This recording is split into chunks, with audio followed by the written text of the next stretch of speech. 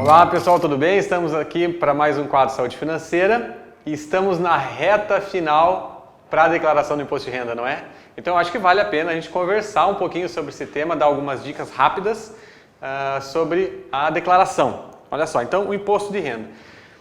Pessoal, eu acho que o grande detalhe está em você seguir alguns passos que podem te facilitar esse processo de declaração. Então a gente elencou aqui, na verdade, dois procedimentos simples que precisam anteceder o início do processo de declaração.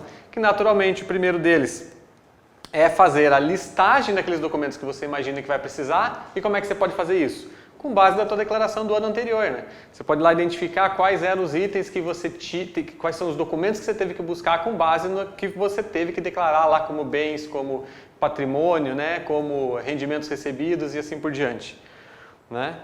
E daí, depois dessa listagem de documentos, você passar efetivamente a reunir os documentos. Porque senão, às vezes, você vai até uma instituição financeira para pegar um documento e como você não tinha preparado essa lista, esqueci a minha previdência, por exemplo. Ele pegou o saldo da conta e esqueceu a previdência. Então é interessante fazer a listagem antes e depois ir e fazer a corrida atrás dos documentos. Beleza, pessoal? Então, assim, nós vamos dar algumas dicas aqui, mais direcionada, claro, ao declarante que é investidor. Então nós vamos falar um pouquinho aqui sobre a história da renda fixa, sobre a história da renda variável, né? Previdência privada também, né? Porque tem alguns aspectos que são interessantes nós chamarmos a atenção aí. Então vamos lá, o primeiro deles, então, que nós vamos tratar vai ser sobre a renda fixa. A renda fixa é mais simples, porque a renda fixa basicamente o que você vai ter que ter é um informe de rendimentos que o banco lhe fornece. Percebam que na renda fixa, ou saldos em conta, né, é um único extratinho que é fornecido pelo banco e ele vai te trazer essas várias informações.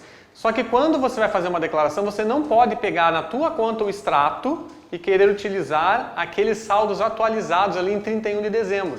Não pode, porque existem investimentos onde você não declara rendimentos enquanto você não tiver acesso a eles, por exemplo, em CDBs, LCIs. Você precisa, então, declarar apenas o valor investido. Fundos de investimento, por sua vez, por exemplo, eles têm a questão de ter o come-cotas lá em maio e em novembro. Então, normalmente, o saldo que você acaba utilizando para fundos de investimentos não é o de dezembro, e sim o de novembro, que foi o último momento que teve a tributação. Claro que se você tem alguma movimentação ali no mês de dezembro, ele vai atualizar esses processos, e por isso é importante utilizar o informe de rendimentos utilizado pelo banco. Não pode utilizar, então, os saldos em conta e saldos de investimentos. Até mesmo o saldo em conta pode fazer diferença, porque às vezes você tem uma movimentação em renda variável que vai fazer o débito na sequência, por exemplo, no iniciozinho de janeiro. Tá? Então, precisa utilizar o informe de rendimentos. Tá ok, pessoal? Muito bem. Como eu comentei, né, nós temos ativos que são isentos de imposto de renda, então esses naturalmente você vai, o rendimento deles declarar na aba de isentos, né, rendimentos isentos e não tributáveis, mais os ativos na aba bens e direitos. E já os outros investimentos que são sujeitos a uma tributação exclusiva ou definitiva na fonte, né, você vai declarar na aba própria, mais os ativos em si, sempre bens e direitos. Ok, pessoal? Então, renda fixa era isso. Aí o segundo item que vale a pena a gente observar é a história da previdência privada.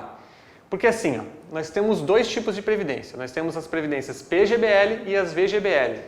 E às vezes você tem a PGBL, que é quando você busca alguns incentivos fiscais, né? Que é justamente para reduzir a base de cálculo na declaração. E daí você pega aquele extrato que veio do banco e ele apareceu todo zerado.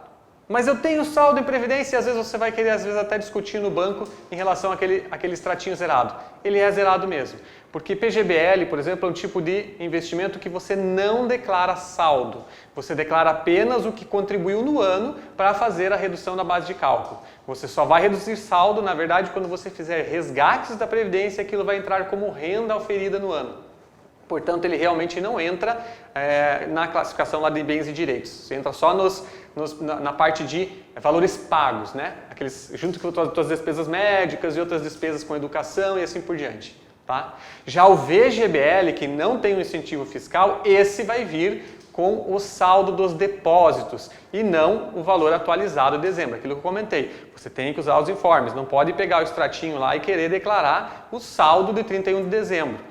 Você tem que pegar conforme informe, porque isso só vai considerar, na verdade, os valores depositados, sem a atualização.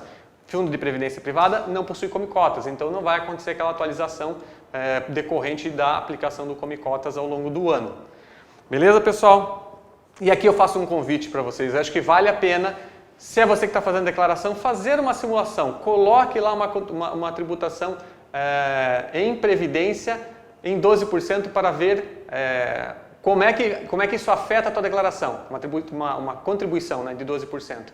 Para você avaliar exatamente a situação de um benefício que você pode conseguir na previdência privada. Beleza, pessoal? E por fim, nas ações, nós temos ações, ETFs, fundos imobiliários e derivativos.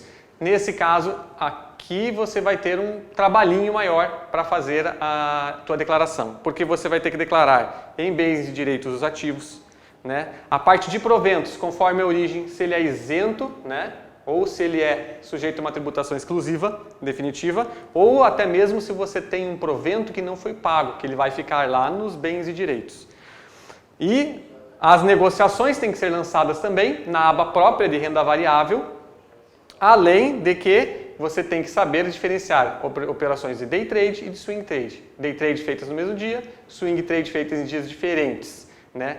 Day trade não possui isenção e swing trade, que é a cada compra em um dia e venda em outro dia, você tem movimentações até R$20 mil, elas são isentas no mês. Detalhe que ETF, fundos em ETF, não entram nessa questão da isenção, nem fundos imobiliários. Ok, pessoal? Então essa parte de renda variável, ela realmente vai ter um pouco mais de trabalho, né? Tanto na parte de avaliação aí, em relação a onde declarar os rendimentos, como aonde declarar os ativos, tá ok? E a parte de fundo imobiliário tem uma aba própria para você fazer as movimentações. Olha, pessoal, o que eu tenho de dica para vocês é estudem o seu imposto de renda, né? Façam avaliação. Um detalhe importante que eu deixei aqui para comentar por último, que é o seguinte: quando você tem aluguel de ativos, aluguel de ações, de fundos imobiliários, você precisa tirar o informe de rendimentos também no site da B3. Importantíssimo isso, muitas vezes o pessoal esquece desse informe, ok? Estude seu imposto de renda, né? Avalie alternativas para fazer um planejamento tributário, domestique o leão, transforme ele num gato domesticado. Ok, pessoal? Aqui é Juan Sabe, planejador financeiro, e até a próxima.